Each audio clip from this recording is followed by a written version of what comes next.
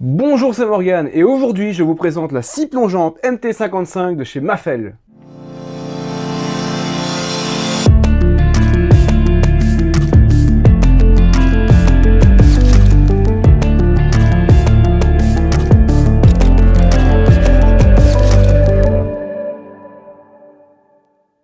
La machine développe 1400 watts de puissance. Munie d'un variateur de vitesse, elle pourra aller de 3600 tours minute à 6250 tours minute, pratique pour l'aluminium ou autre. Elle pourra s'incliner de -1 à 48 degrés, mais il n'y aura qu'une seule vis à desserrer pour la faire pivoter de 0 à 45 degrés.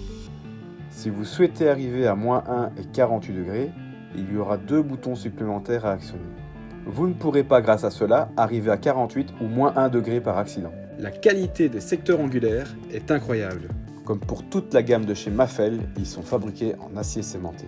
Acier cémenté, acier durci superficiellement par l'action du carbone porté à haute température. Vous pourrez donc grâce à eux faire du 0,45 degrés toute la journée sans avoir de problème.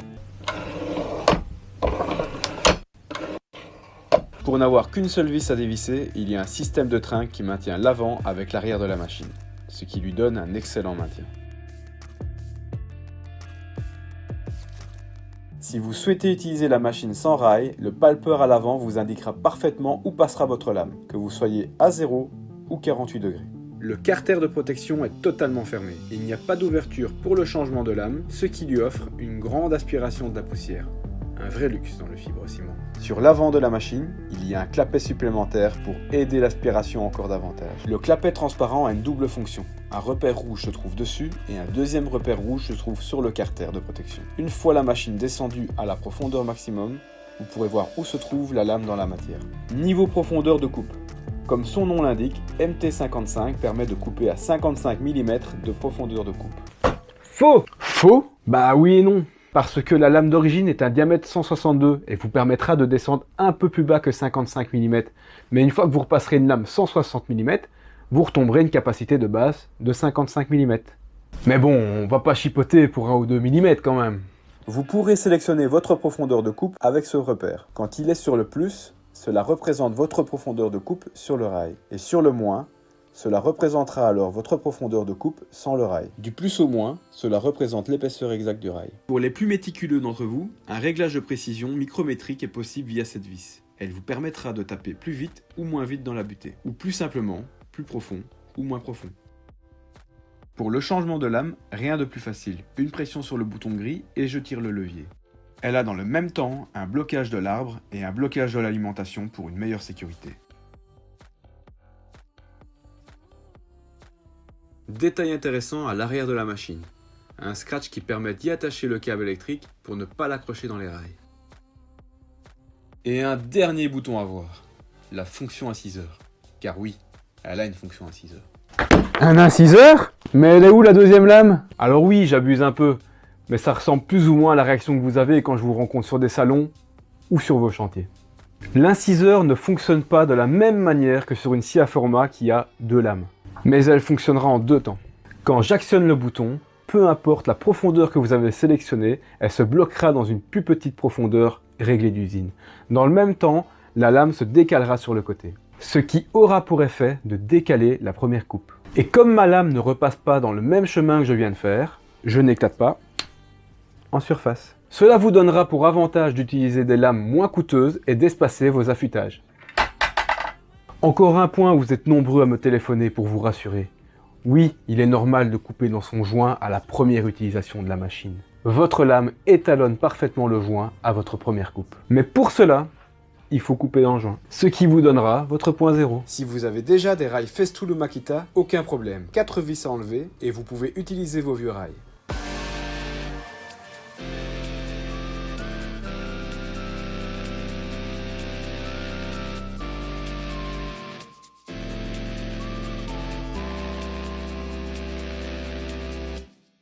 Pour réaliser les tests, je vais utiliser 3 types de bois différents. Un plan de travail en lamellé collé, un panneau aggloméré de 40 mm et la matière la plus délicate à couper, un panneau de mélaminé blanc. Dans le même temps, j'utiliserai des lames de 24 et 32 dents, en plus de la lame 48 dents d'origine sur la machine. Je vous retrouve pour les tests. Alors, je vous fais un test dans du mélaminé avec la lame d'origine. Lame d'origine, diamètre 162, 48 dents.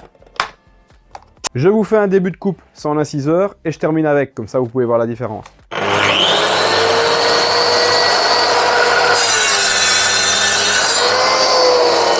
Inciseur. J'enlève l'inciseur. Je repasse.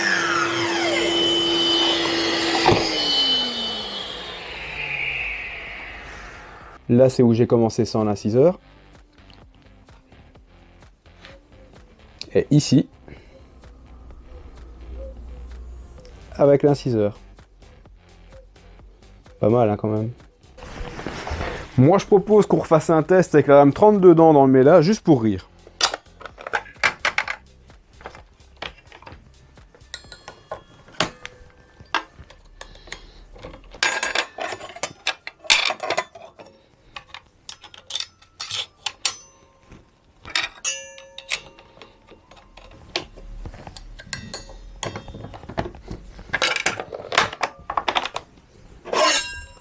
Test dans le méla, lame 32 dents.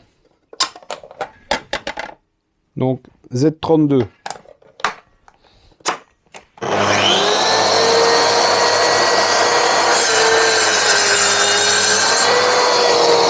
Je mets l'inciseur, je coupe.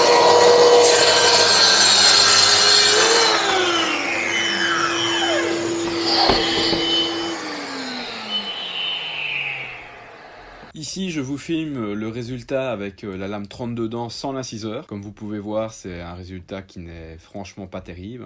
On n'en attendait pas plus de la lame 32 dents. Et un peu plus loin, là où j'ai utilisé l'inciseur, on voit que j'ai une coupe parfaite. Donc oui, l'inciseur a une grande influence sur la coupe. Test dans l'agglo avec la lame 32 dents. De mon expérience, la lame 32 dents sera la lame la plus polyvalente. Vous l'utiliserez dans l'agglo, le MDF, l'OSB, le multiplex, le massif. Cela vous permettra de ne pas abîmer de belles lames dans des panneaux qui n'en ont pas besoin.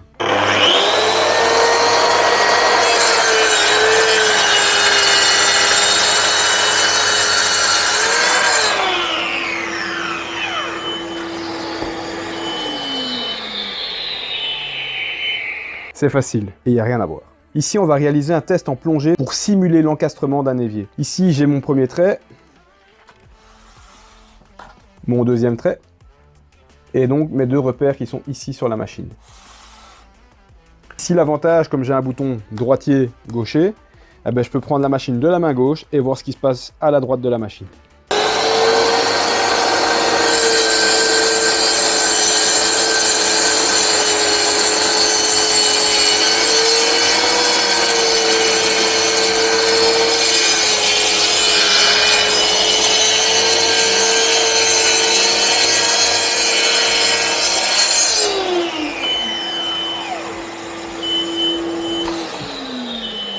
Comme vous pouvez le voir, c'est une option qui fait très bien son travail d'origine. Pas besoin d'acheter des accessoires supplémentaires. Toujours avec la lame 32 dents, on va réaliser un test dans ce lamé collé en massif.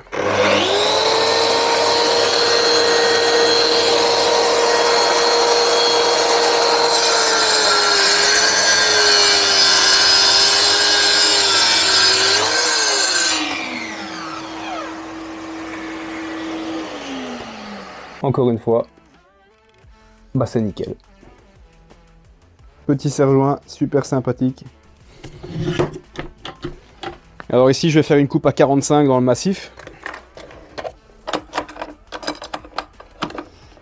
Toujours avec la lame 32 dents.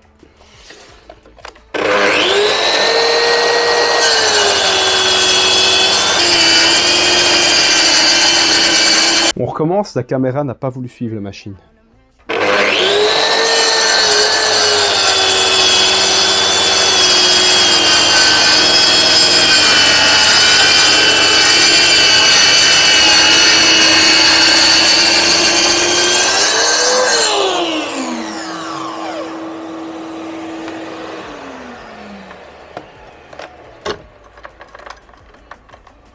Un détail important que je voulais vous montrer, c'est le décalage de la coupe par rapport au joint à 45 degrés. C'est un décalage volontaire pour ne pas recouper dans le joint afin de ne pas devoir le changer systématiquement. Moi personnellement, je n'utilise jamais la plongeante à 45 degrés.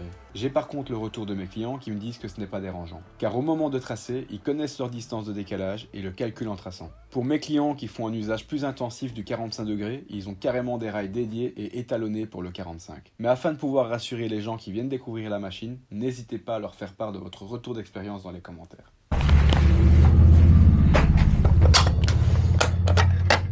Alors là, j'ai une montée de lame 24 dents, parce qu'on va aller dans le sens de la fibre du bois. Donc, pour cela, il faut moins de dents. Et c'est parti. Délignage en longueur.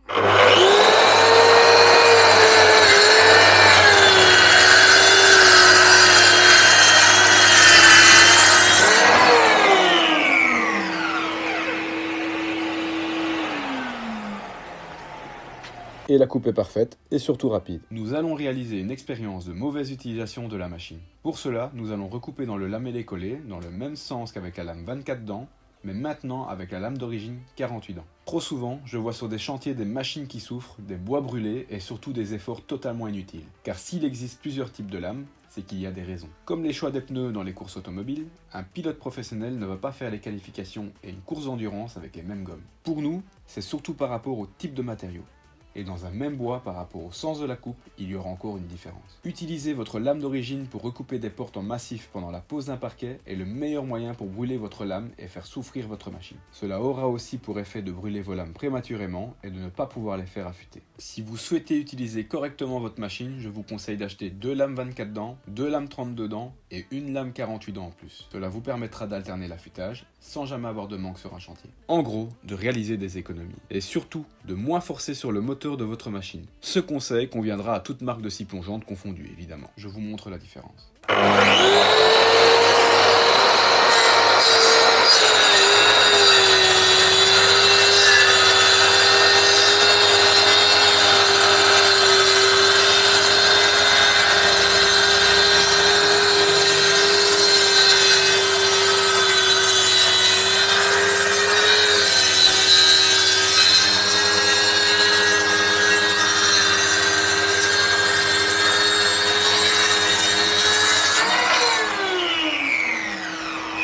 Avez-vous bien compris la différence entre une lame adaptée et une lame non adaptée? Alors, pour conclure, cette machine a toutes les caractéristiques que vous recherchez. Elle est puissante, elle a une inclinaison fiable et solide dans le temps, une excellente aspiration, un changement de lame rapide et sécurisant. Et pour finir, des coupes de qualité dans les matériaux délicats.